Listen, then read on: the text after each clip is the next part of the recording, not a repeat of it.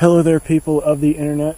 Continuing a little video series I'm doing where I'm going decade, well, not decade by decade, I guess I am at this point, but I'm going through specific time periods and I'm looking at specific loadouts that were being used at that time period and what would be ideal for that time period if I was living back then. And I decided to go ahead and pick myself a loadout to use for that particular time period. And, well, I'm going through the things inside of my collection and I'm like, okay, if I was back then, I would pick this thing from this collection, and that's kind of where I'm leaning at with this little video series. And we are in the 1890s as of right now, so there's a lot that happened in the 1890s. Smokeless powder was just made, and all of your major countries are making, well, basically bolt-action repeating rifles in this smokeless powder.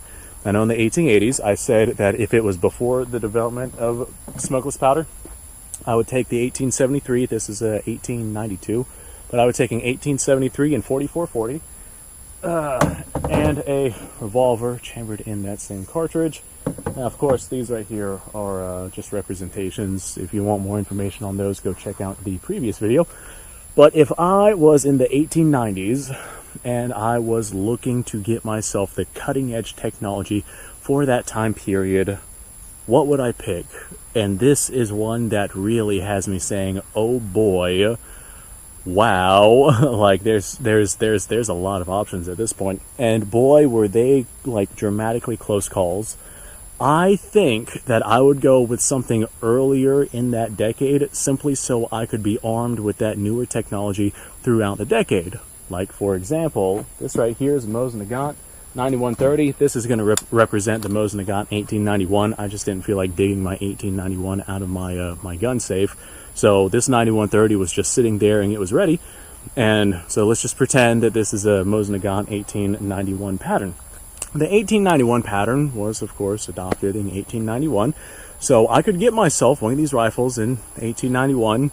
And that is right at the start of the decade. This is a 5-shot bolt-action repeating rifle with smokeless powder. They're all chambered in 7.62 by 54 rimmed. That is a powerful round, and they use stripper clips. I mean, this is a fantastic rifle for that time period, and I would be able to enjoy this rifle throughout the entire decade, as opposed to me picking something like the 1898 Mauser, which came out in 1898. And I would have to select that rifle, and I'd only have, the two ending years of that decade to be able to utilize that rifle. So, yeah, for 1891, I think that I would pick the Mosin Nagant, or, this is where the controversy really came through. I would either do the Mosin Nagant, or I would pick the Carcano in 6.5 Carcano. This is also a fantastic rifle platform. In-block clips, 6 rounds as opposed to your 5. And since this right here is a 6.5 millimeter cartridge, it is an incredibly light hitting round. Of course, your 7.62 by 54 rimmed is going to be much more powerful for this time period. But the 6.5 from a shoulder fired rifle is powerful enough to handle the things that I would be handling. I would not be walking around with some kind of light machine gun. And I don't need to have projectiles that have compounds inside of them or specialized projectiles. A typical lead core projectile would serve me just fine. So, in all honesty, I would probably go the route of the 6.5 Carcano, just because of the lighter weight ammunition, the lighter recoil, the higher capacity, the ease of reloading. I know the 7.62 by 54 rimmed, those are rimmed cartridges, and the stripper clips for them are not all that great. And, well, whenever you're loading an en-block clip system, your reload procedures are more consistent, because all you're doing is you're pushing the entire clip into that system, whereas on something like the Mosin Nagant, one stripper clip might load flawlessly, fantastically, and then you come across another one and you might have to just freaking finagle and force that thing into there, and it might fight you every single step of the way, and it's just not going to be ideal. It's not going to be ideal for what I would want during that time period. Not only that, but the Mosin is very powerful, way more powerful than I would need, especially since I can't really touch out beyond like 300 yards. But the Mosin's got a lot of power. The Mosin's got, rimmed cartridges on it, which make feeding not ideal. They make it not that great. I do have issues with rim lock inside the Mosin Nagant system. I know a lot of people, they'll go into the comments and they'll tell me the Mosin Nagant has this cutoff system so you don't get rim lock, and well, anyone who's ever loaded a Mosin Nagant fully with a stripper clip knows that the cutoff system does not work all that well. And yeah, if I had to pick, man, it is a close call though between the Mosin and the Carcano. Like, I would be happy with either of those. I would lean towards the Carcano just because I myself have a bias towards 6.5 cartridges. I like light recoiling, light hitting rounds, and a 6.5 is absolutely powerful enough to handle basically everything that I would need it to handle.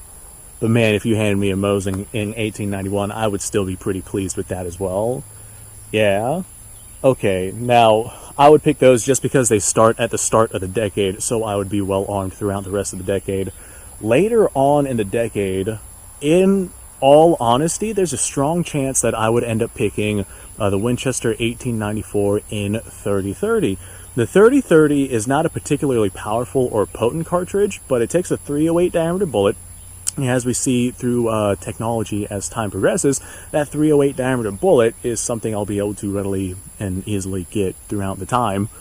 Not only is 3030 a 308 diameter bullet, but it doesn't burn at particularly high pressures. So whenever you reload that brass, which is center fire, you get a lot of life out of your 3030 brass. It just lends itself to being a really good, repeatedly reloadable cartridge. Like, I could take that same brass and reload it over and over and over just because it doesn't necessarily burn at high pressures. Now the 3030, once you touch out to like 250, 300 yards, you start to see it like really significantly drop and really significantly lose a lot of velocity, so it loses a lot of its energy. But I myself won't necessarily be engaging at distances much beyond that. So yeah, I would be absolutely 110% fine if I were to receive a 3030. And I think that would probably be the best route, especially because here inside the United States, 3030 would be absolutely everywhere during that particular time period. Whereas if I had 54 rimmed or 6.5 Carcano, the likelihood of me getting that ammunition again is not very high. But I guess that's just a speculation of your time period. If we ignore the logistics, then probably 6.5 Carcano. Now, as we progress later on through the times, I don't know. I thought about the 1893 7mm Mauser. That would be a really, really good option as well. But at the same time, yeah, no, but yeah, but no, but yeah, but no. There's just so many good options. In 1895, that's when the #1 Mark III was adopted by the British, and the Lee Enfield goes into service with a 303 British round. I don't think it was #1 Mark III. It might have just been the magazine Lee Enfield. Anyway, semantics, right? But the Enfield in 303 goes into British service in 1895, I believe. 1896, the M96 is adopted by the Swedes. That's a phenomenal rifle. 1898, that's whenever the Gewehr 98, I almost said Car 98, the Gewehr 98 style of rifle is made and implemented. That's also a fanatically good rifle, but it's all at like the end of the century, so I'd have to wait, all of that time to be able to get that new cutting edge technology, which is one of the reasons why I'm leaning towards these. The 1893 was a really good choice, but why go with the 1893 when like 2 years before that I could start rocking a Carcano? That's kind of my philosophy behind that. Yeah, that's my final answer. I would probably go with the Carcano as my main rifle. Now, all of that being said, I would probably go with some sort of single action, double action revolver, which I'm sure would be very mainstream during this time period. We would have probably moved on well before this, beyond just single action revolvers to single action, double action systems. And by this time period, I would probably end up with something more like a 45 long Colt and giving up the 4440. I'm sure that 45 long or 4440 and 45 long Colt, I doubt that inside of a revolver it would make all that much of a difference. But 45 long Colt doesn't have that taper on the neck. It is a full straight wall cartridge. And so as a result, the 45 long Colt, and I'm sure me saying 45 long Colt is just making people cringe because it's actually 45 Colt. 45 long Colt is just a slang designation given to the cartridge to differentiate it from the 45 Schofield. But, you know, again, nomenclature and semantics and whatnot. But I would probably take the 45 Colt just because it is that straight wall cartridge, and the straight wall cartridges are much easier to reload.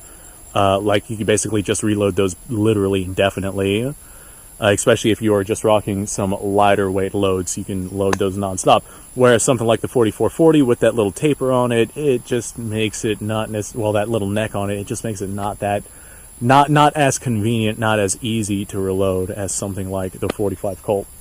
So I'd probably swap out my 45 Colt, but the handgun would make far less of a difference than the actual rifle itself. This right here was a hard one to do because there are a lot of really good options out there. However, the designs that came out in this time period, basically the 1890s, those are basically the options that were going to be used by countries all over the world for many, many, many, many decades to come. So I think my next batch of things to choose from would probably be the 1930s.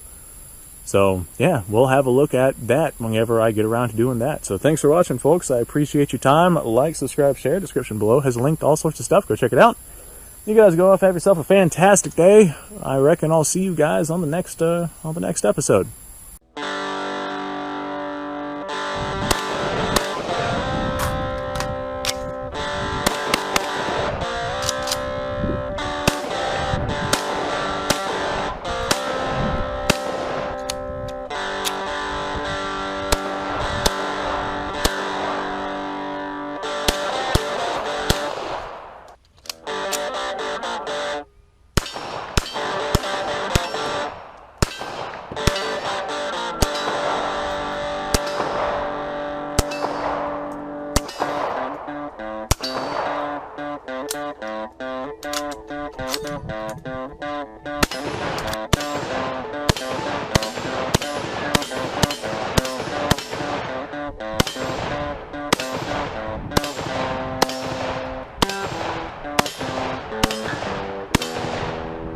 Been a little while since I've done this.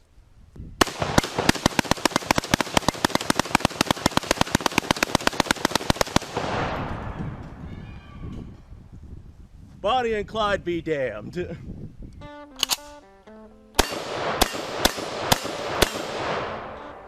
poor man's Garen.